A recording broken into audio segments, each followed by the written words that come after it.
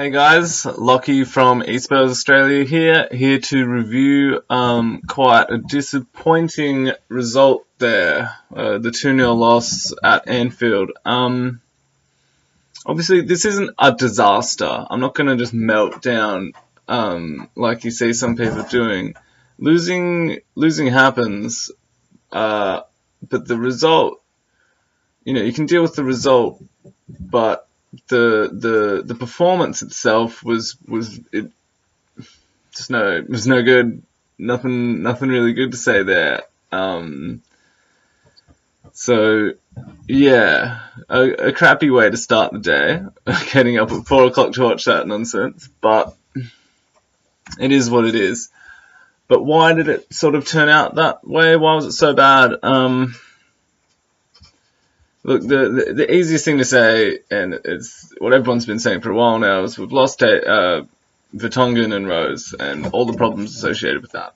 Now, that's quite obvious, but there's sort of two sides to that whole thing. There's the tactical side and the formation side. We can't play the formation with three at the back, which was working really well for us, and we're getting really great results. And then there's the other side, which is the sort of personnel side of that. People saying that Davies isn't an adequate replacement, and that Dyer isn't fitting very well into centre back either, and that we don't have good enough replacements for our best players.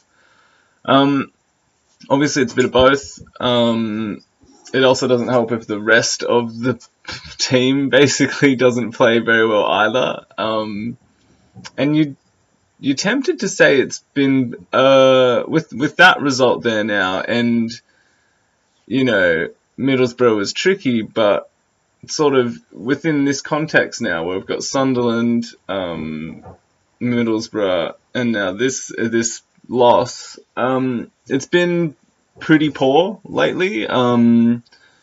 The attacking flourishes that we'd been enjoying seem to have dried up a fair bit. It seems like the link-up play between our attacking players has just not been there. There's no really good threat.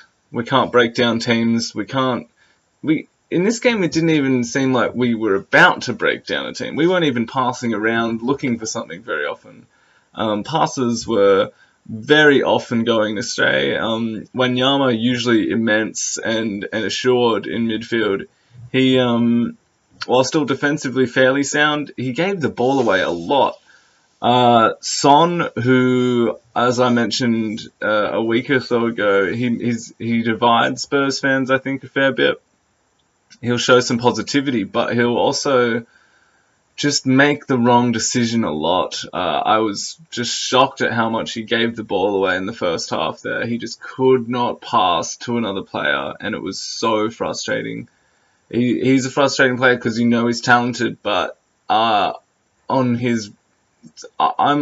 sort of on the side where while I appreciate the positivity going forward, I think his utility really is coming off the bench and giving some extra impetus in the final few thirds of the game.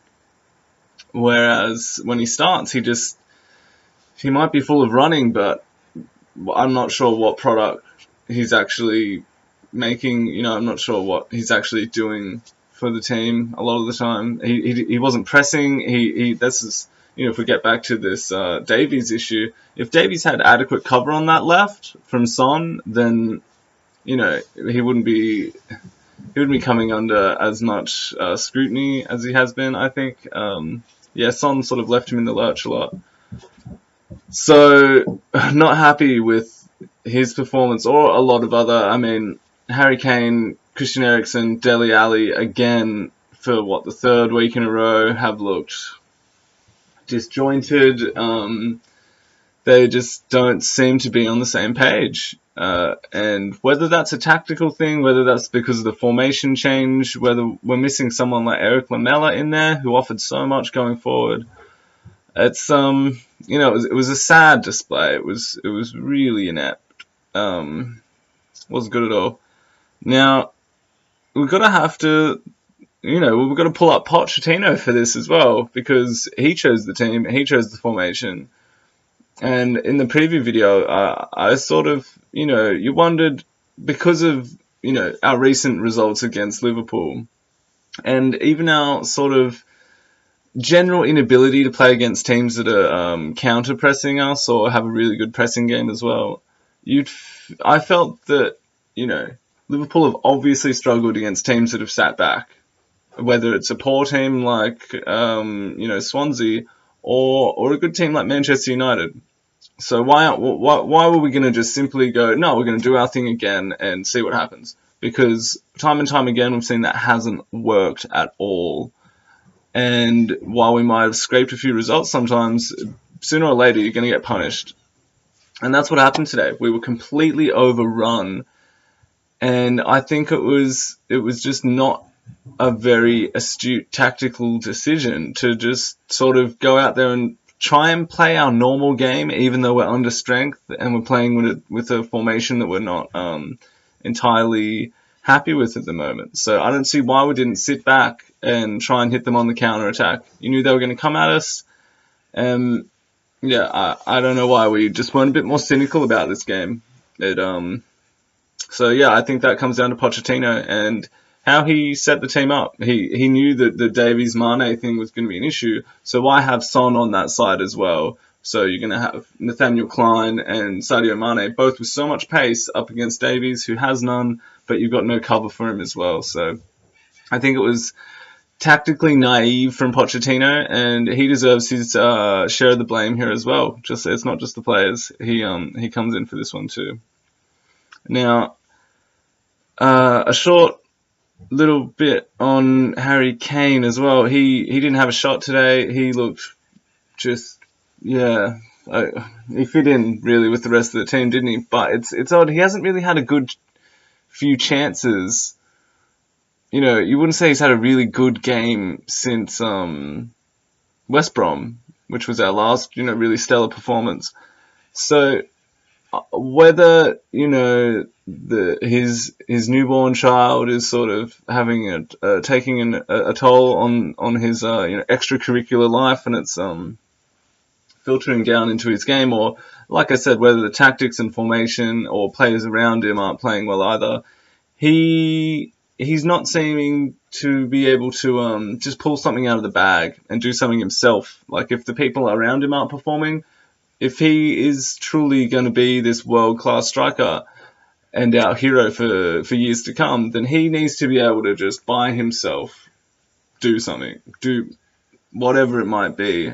And he's not been able to do that lately, whether it was in a draw against Sunderland or in this poor performance against Liverpool. So obviously I love him and I never want him to go anywhere, but it's in these sort of games away against the top six that you're looking for your really great players to just pull something out of the bag, pull out a little magic for you, because those games are always going to be tough. So, hopefully we start to see the best of him again soon. Now, as for positives, not too many.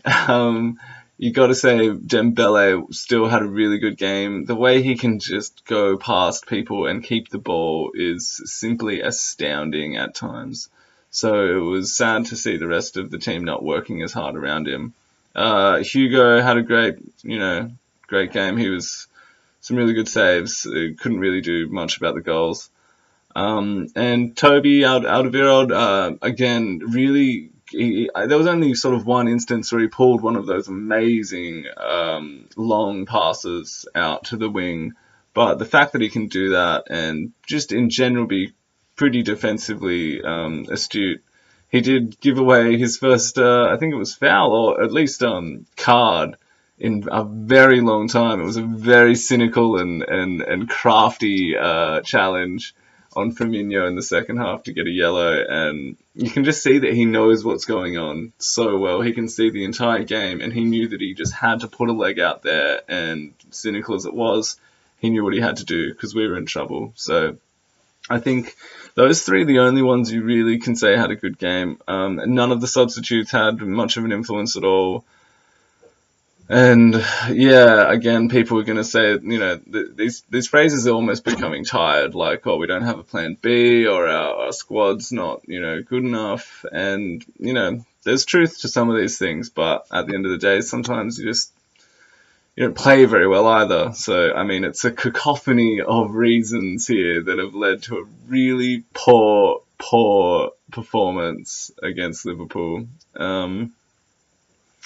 Yeah, I mean, the good thing is that, you know, Stoke isn't until the 26th of February, so we've got a good solid couple of weeks there to figure stuff out. Whether it's resting players, or finding a way to work a different formation with the players we do have. Something's got to give, because we're on a pretty. The numbers sort of disguise, you know, apparently we were the ones on good form coming into this game, but it was sort of hard to believe that in your heart, you know. So yeah, not a lot of good is going to come out of that game. I imagine the meltdown on Twitter is still continuing.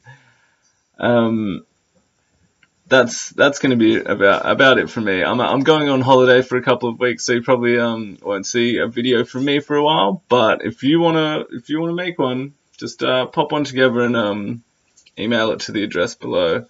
Like I said, we've got a good amount of time here before Stoke. We can bounce back from this, and let's hope we do. I mean, come on, you Spurs! All right, see you next time, guys.